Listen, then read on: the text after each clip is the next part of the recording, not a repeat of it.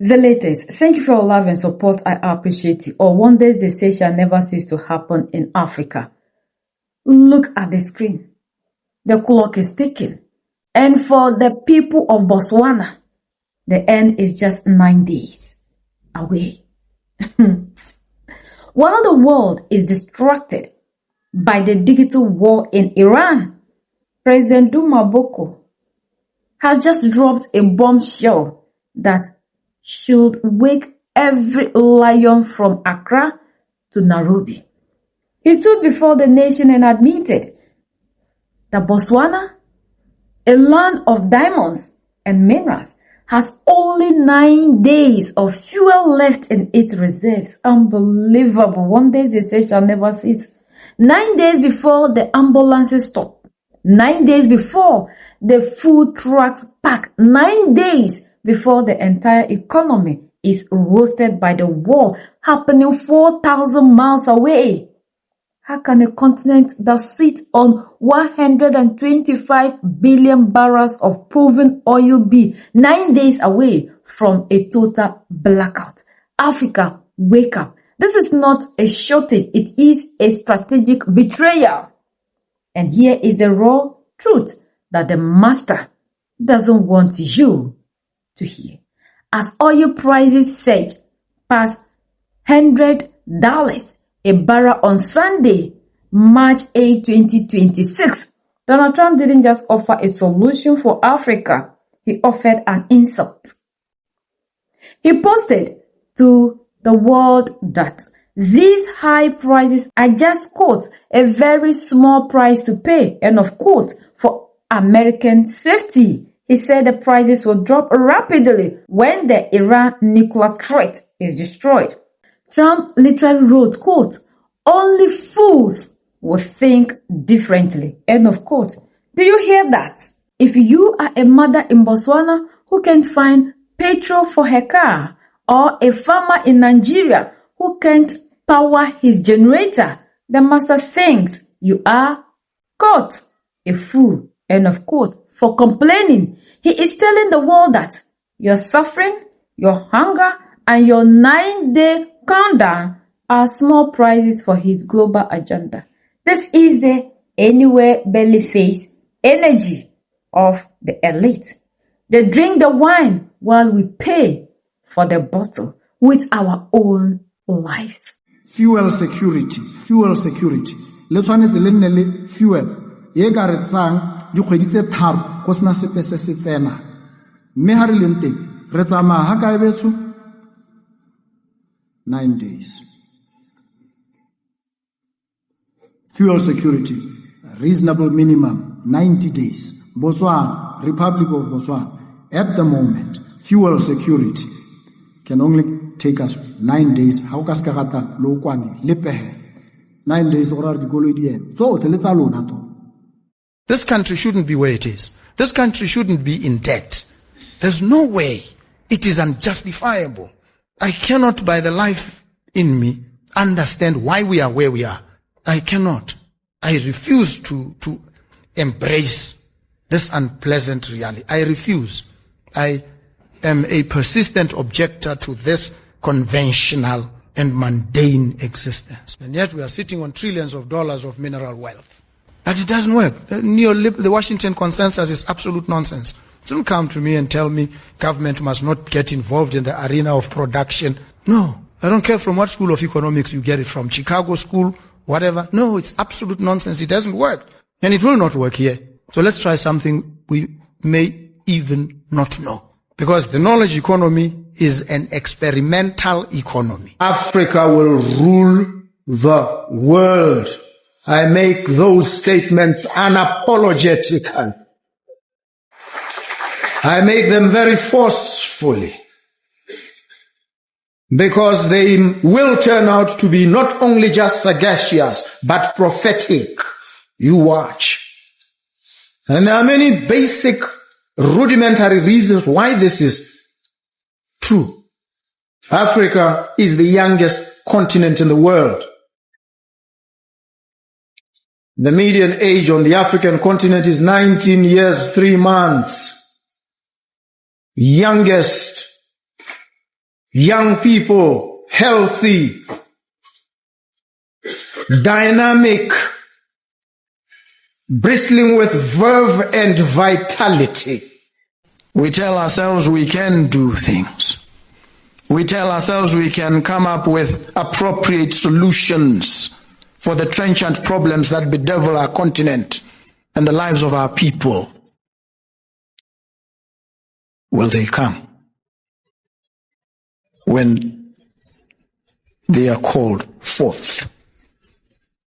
When we have come together and settled on some of these propositions and solutions, do we have governments resilient, agile enough to enforce, to enact, to implement these solutions in the shortest possible time? Do we? Before we proceed, it is essential to highlight the gravity of this moment.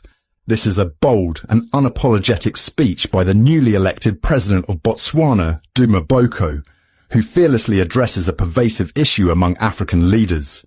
With sharp precision, Boko condemns the culture of delivering flowery and powerful speeches on international platforms, performances designed to impress the world, while failing to implement the actions needed to bring real progress to their nations.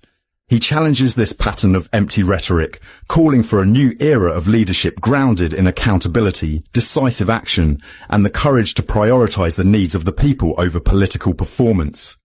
His words are a rallying cry, not just to Botswana, but to the entire continent, urging leaders to break free from complacency and rise to the challenges before them. Let us now hear this powerful and uncompromising address. The amount of courage that we need here today for the exercise that you'll be engaged in the next 3 days and going forward requires more courage than that required for a soldier on the battlefield. That indicates the enormity of the challenge and the task that you have in front of you. In part to make sure that this conference does not degenerate into merely a generous exchange of flattery, a failure to probe honestly, brutally honestly, I must indicate, the challenges that face us as a continent and the world, the responses that we've fashioned in the past,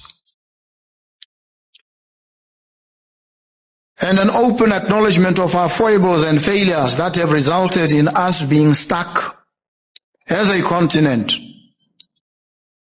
in situations where our people are subjected to the grinding indecencies of poverty, and where the actions of government have operated to snuff out any democratic energies and impulses amongst the people. I hope at the end of this conference you'll have reignited the passion. You would have fueled, augmented and deepened democracy at the very least. But that you'll also have inspired us to more action geared at lifting our people from poverty. Educated people like yourselves, population of about 2.4 million, endowed with so much wealth. If the economy is not performing, it means the intelligentsia of the country has failed, and has failed miserably. We all must admit to this collective failure, in my humble view. We have failed. This country shouldn't be where it is. This country shouldn't be in debt. There's no way. It is unjustifiable. I cannot, by the life in me, understand why we are where we are. I cannot. I refuse to embrace this unpleasant reality. I refuse. And so if we accept that we have failed this country, all of us, because we thought that diamonds are coming. They will keep the revenue from the diamonds will keep coming. And whatever else, it's always going to flow. Over the years, if you've been there for a long time, you must hold yourself guilty. It's a mea culpa. Because it means you have been complicit in the failure. You've contributed immensely. And that's why perhaps people are saying you should be fired. Because they are saying, we shouldn't be here. We have educated people. They have been there. What have they done? No, we've managed the little that was coming. That's failure. If we conceptualized this country as a company, it would now be a company that is to be placed under liquidation. It's a collapsing company. And if you want to turn it around, you must come with a turnaround strategy. You're not just going to inherit it and run it as it has been run. No, it can't happen. It would be the height of folly if we tried that. It can't happen. We can't do the same things that have brought us where we are. Because the best they can do is to keep us where we are. And we don't want to be where we are. So everything pretty much that we have done, we need to cast aside and rethink. Come up with new strategies, new ways of doing things. We must be born again. We must die as who we were yesterday and before. To be reborn, a different breed and species that now carries the agency of taking this country higher. So all the conventional theories you've read from books, neoliberal economics, reject that nonsense. It doesn't work. It hasn't worked. Forget it. I assert this and I assert it intransigently. But it doesn't work. The Washington consensus is absolute nonsense. Don't come to me and tell me government must not get involved in the arena of production. No. I don't care from what school of economics you get it from, Chicago school, whatever. No, it's absolute nonsense. It doesn't work. And it will not work here. So let's try something we may even not know. So sometimes I shudder when people say these targets are impossible to achieve. In the land of snipers, the target is never the problem. The target is not the problem. There obviously are variables. There's the wind, there's the distance, there's the lighting, there's the noise, distractions, everything is there. But the sniper sitting behind that weapon understands that there's a point at which you must close out everything and listen to your heartbeat and focus on the target and pick that precise moment when you pull the trigger. And so your success in hitting the target does not depend on the target and all these other variables. Always depends on the person behind the rifle. What does this person believe is possible? If you go behind that weapon and you sit there and you say, this target is impossible to hit, you've failed already. Character analysis shows us that we were warned. Professor P.O. Lumumba has been screaming into the ears of our leaders for years.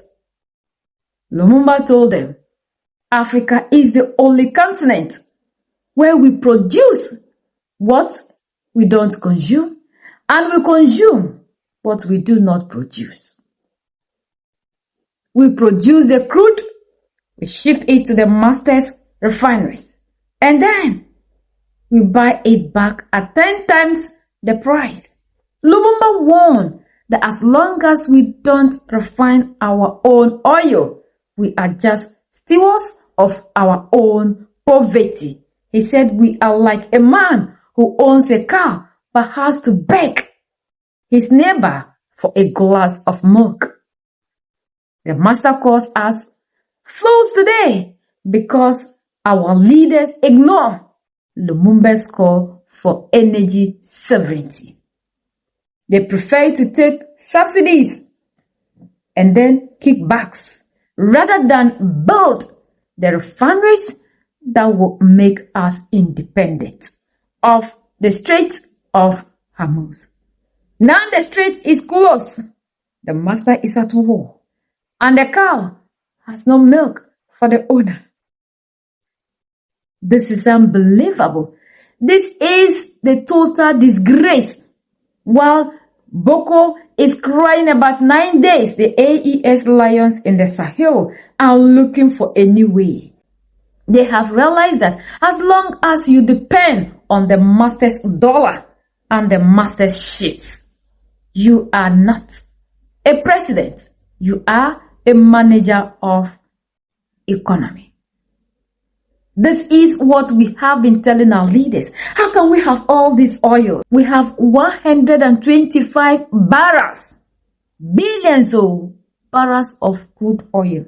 Yet Africans, just few days into Iran and Israel war, African leaders have started crying. Yet these are the citizens of the continent who are talking about sovereignty and how powerful the African is and how Africa is going to rule the world. Are we going to rule the world with us when our leaders can't even think about our future for just 5 years? 5 years is even too much. For just a year.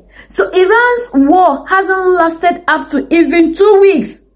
And the leaders, the best thing they do is to come out crying to the world. Stop, oh, Africa is dying, when Africa is sitting on oil. What? Unbelievable. All in the name of we have democracy. That is all that matters. And wherever our leaders meet, instead of them to be talking about how to empower the African, our leaders are talking about how they have maintained democracy from what republic to what republic. Now, just 9 days into Iran's war. Is it 9 days? Just 9 days, so Iran's war is just 9 days. African leaders are doing what they can do best, crying out instead of them to find solution. This is a warning to us. This is what we have been calling you, the leaders in Africa, to do. Why should we continue to consume what we do not produce instead of us producing what we consume? See, our brothers and sisters in Botswana, it's not only you that will suffer this heat. All of us in Africa, we are going to suffer.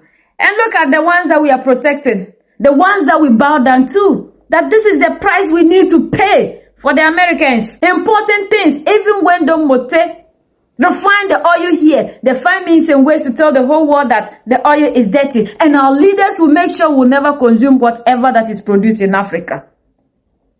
We'll never consume what is in Africa. Everything foreign, because they made us believe that theirs is of standard. Now we are crying as those in the democratic elected are crying. AES will not cry. This is telling you that you are just a manager of an economy and you are not a leader, because a true leader controls everything. We will not hear any other nation crying. Africa will be the first to cry as the war is happening in Iran. And we expect our leaders by now to be uniting and thinking for the way out. You will still see that our leaders will sit down. This war will end and will still come back and be in the old world order, talking about things that do not matter. Let's visit our politicians in their parliaments and hear what they are talking about, if they are moving with what is happening currently in the world. And if they are finding solution for you and I. Lots of you eat party. Wake up. Our unity is the only thing that will save us in this new world order.